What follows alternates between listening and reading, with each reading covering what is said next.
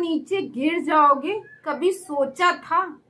इतना सब कुछ हो जाने के बाद इतने गंदे गंदे वर्ड।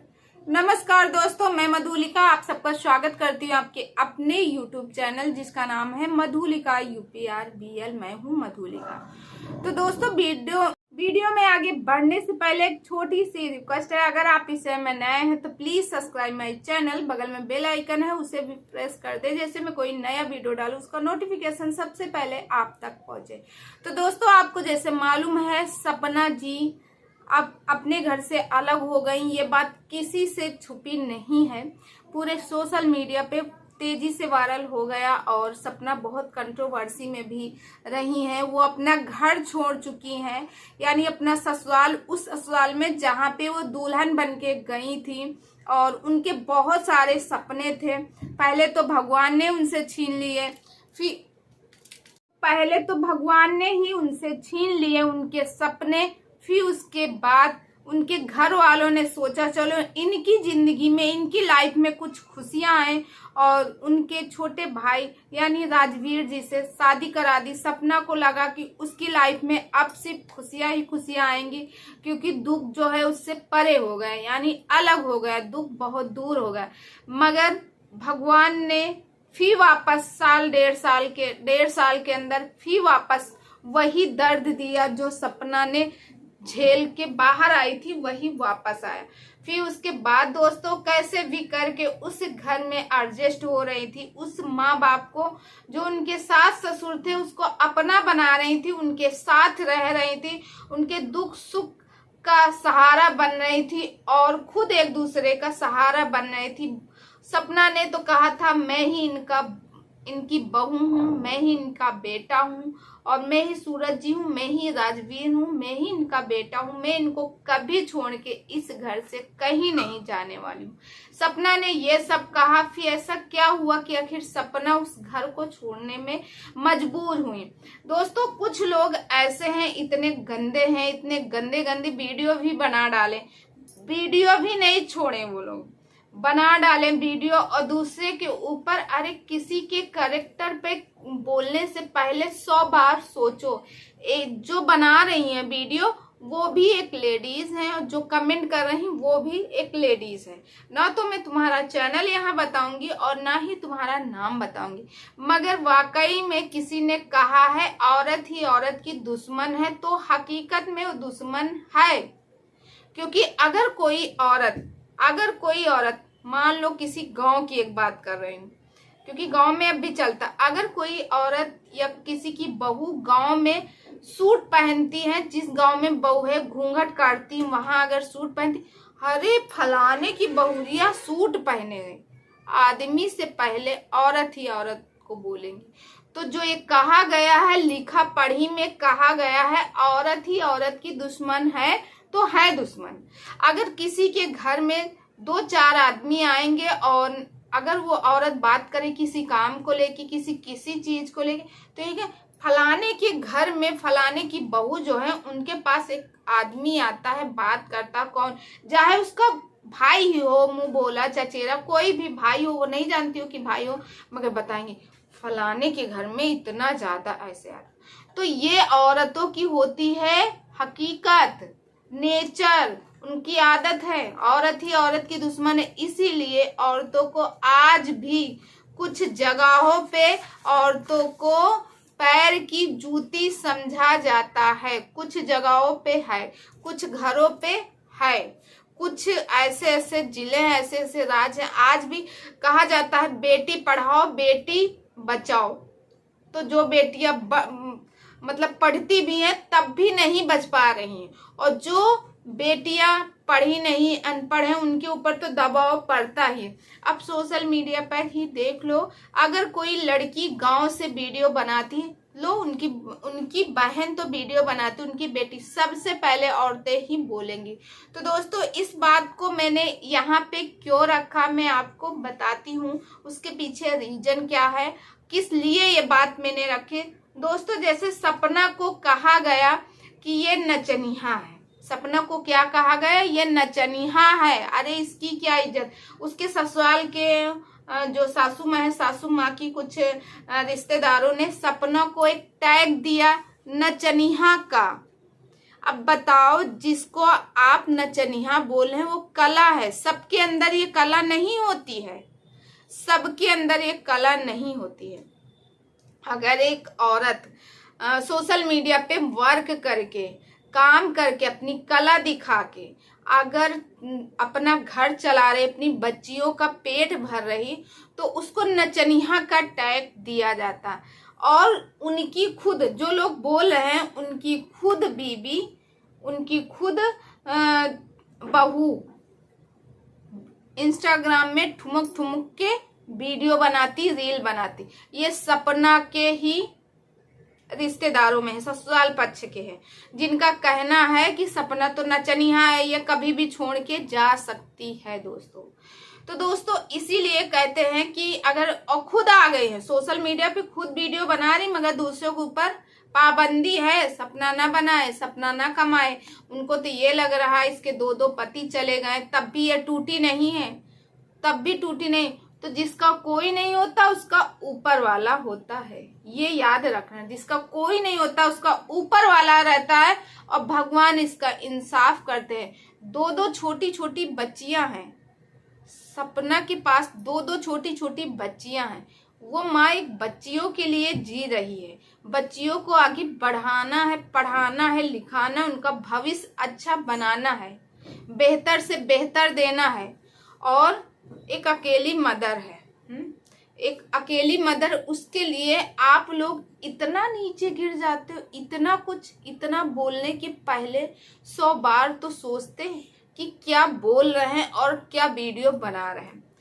तो दोस्तों रही बात, तो ये देखिए सपना की कैरेक्टर को लेके बहुत सारे लोगों ने फलान हुआ, ढिमाक हुआ, बहुत कुछ कहा गया। और दोस्तों अंशु को भी नहीं छोड़ा गया, अंशु को छोड़ा नहीं गया। जब सपना से कोई मिलने आता था, जैसे राजवीर जी थे, जब सूरज जी थे, तब सपना इतनी फेमस नहीं हुई थी, बल्कि सूरज के जाने के बाद सपना ने रिसेंटली वीडियो डाली थी। हमको लगता 1 मंथ की बात, तुरंत नहीं डाली थी, 1 मंथ हो गया था राजवीर जी के कहने पे उसने वो वीडियो डाली थी कि सूरज जी अब इस दुनिया में नहीं है, ऐसे ऐसे उनके साथ हुआ है। उसके बाद वो वीडियो सबके पास गई थी, फिर इतना ज्यादा जो सपना है इतना ज्यादा वायरल नहीं थी। हाँ, जब राजवीर से सपना की शादी हुई थी तब सपना जी वायरल हो गए थे। उस दिन उस मतलब जब शादी हुई थी वो वीडियो इनकी ट्रेंडिंग में गई थी, और ज्यादा लोग, जो लोग नहीं देखना पसंद करते थे या नहीं जानते थे, वो भी इनको देखते थे और पसंद भी करते थे। और दोस्तों फिर उसके बाद जब वो वीडियो वहां से वो मतलब सारे लोग देखते थे, इनको इनकी लाइफ अच्छी लगती थी। राजीव जी के साथ ये सपना, जब भी इनकी केमिस्ट्री बहुत अच्छी लगती थी, और साथ में राजवीर जी इनका केयर भी बहुत करते थे। फिर राजवीर के जाने के बाद सपना के ही नहीं, जिसने सुना है सबके रूह कांप गई, सबके रूह कांप गई। सपना की तो उसके साथ तो हुआ था, सबके रूह कब गई, सबके रूह कब गई है। सारे लोग परेशान हो गए कि अरे भगवान ने ऐसा कर दिया। फिर उसके बाद दोस्तों अब जब राजवीर थे उस समय कोई सपना से सिर्फ सीवी मिलने आई थी, वो भी इंस्टाग्राम में। सपना और सीवी की दोस्ती हुई थी, तो जब राजवीर जी और सपना की शादी हुई थी उसी समय सीवी मिलने गई थी और सीवी के हस्बैंड गए थे।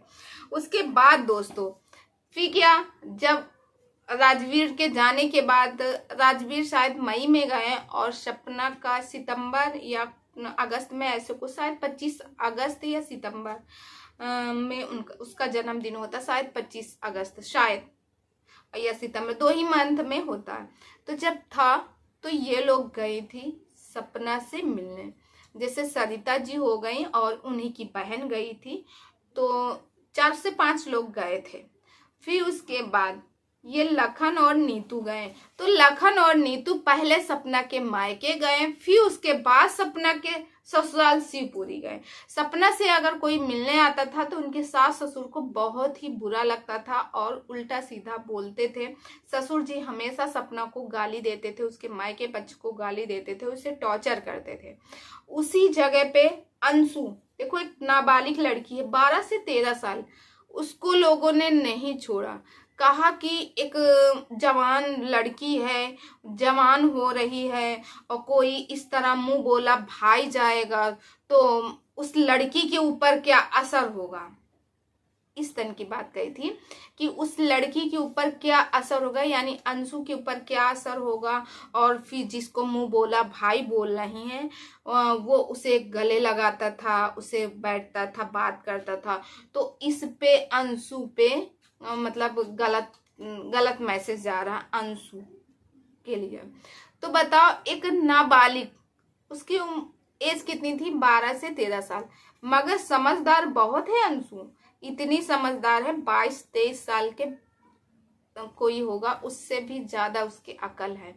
तो अंशु तक नहीं छोड़ा, अंशु के कैरेक्टर पे उंगली उठाई गई, जो नाबालिग है, जो कि उसे इस सब चीज में पता ही नहीं, बहुत भोली है, हमेशा अपनी भाभी का सपोर्ट करती थी। उसके बारे में ये लोग इतना बोले, उसको तक उठाएं कि इसके कैरेक्टर को बोलने लगे कि उसका कैरेक्टर खराब हो जाएगा। अरे भगवान, कितना आसान होता है, कितना आसान होता, कुछ नहीं पाया, किसी को कुछ मत कहो, इनको मत कहो, उनको मत कहो, एक औरत का कैरेक्टर लेके बस एक औरत के चरित्र पे उंगली उठाओ, किसी को कुछ ना कहो, एक औरत के चरित्र पे उंगली उठाओ बस, और कुछ मिलता नहीं। कितना आसान हो गया है लोगों को एक औरत के चरित्र के बारे में बात करना, बल्कि वो खुद एक औरत है, तुम खुद एक औरत हो, एक औरत के चरित्र पे उंगली उठा रही हो, ऐसे करके यूं जब बात करती हो ना वीडियो पे, तो ये जब 4 उंगलियां हैं, जब किसी के ऊपर यूं करके बात करती हो तो ये उंगलियां जो हैं तुम्हारी तरफ इशारा करती हैं कि तुम भी एक औरत हो। जब एक औरत तुम भी हो तो एक औरत के लिए इतना गलत क्यों बोलती हो? बोलने के पहले 100 बार सोचो। अगर यही शब्द कोई तुम्हें कहे तो तुम्हें कैसा लगेगा? बुरा लगेगा ना। तो फिर वो तो एक नाबालिग लड़की है जिसकी एज 12 से 13 साल है, जो मतलब किसी दुनियादारी से उससे कुछ पता ही नहीं, उसको तक नहीं छोड़े हो। तो दोस्तों, कुछ ऐसे लोग हैं, कुछ ऐसे कमेंट करते हैं, ऐसे गंदे लोग न जाने कहाँ से आते हैं। उनमें से ज्यादा नहीं, 2 ही 4 10 लोग हैं, चुनिंदा लोग हैं जो ऐसी गंदगी फैला रहे हैं दोस्तों की क्या बताया जाए। तो दोस्तों, आप लोग मेरी बात से सहमत है कि नहीं? सपना अपनी लाइफ में आगे बढ़ गई, इससे अच्छी और क्या बात है। सब कुछ सही हो जाएगा धीरे धीरे, सपना की जिंदगी आगे बढ़ेगी। हम लोग तो यही चाहेंगे भैया वो शादी कर लें, क्योंकि उसकी एज बहुत कम है। 20-25 साल की लड़कियों की शादी होती है, 28 साल तक की लड़कियों की, यहाँ तक 30 साल की लड़कियों की शादी होती है, उसकी अभी एज ही क्या है। तो अब देखते हैं सपना क्या डिसीजन लेती हैं, खुद अकेले अपनी दोनों बच्चियों की पालती हैं या फिर कोई और, ये उनका अपना निजी फैसला होगा। हम लोग उनके साथ हैं और उनको हमेशा सपोर्ट करते रहेंगे, आप लोग भी सपोर्ट करते रहिएगा। तो दोस्तों, मैं मिलती हूँ नेक्स्ट वीडियो में, तब तक आप अपनी फैमिली का ख्याल रखिएगा। और हाँ दोस्तों, आप लोग कमेंट सेक्शन में कमेंट करना मत भूलिएगा और बताइए कि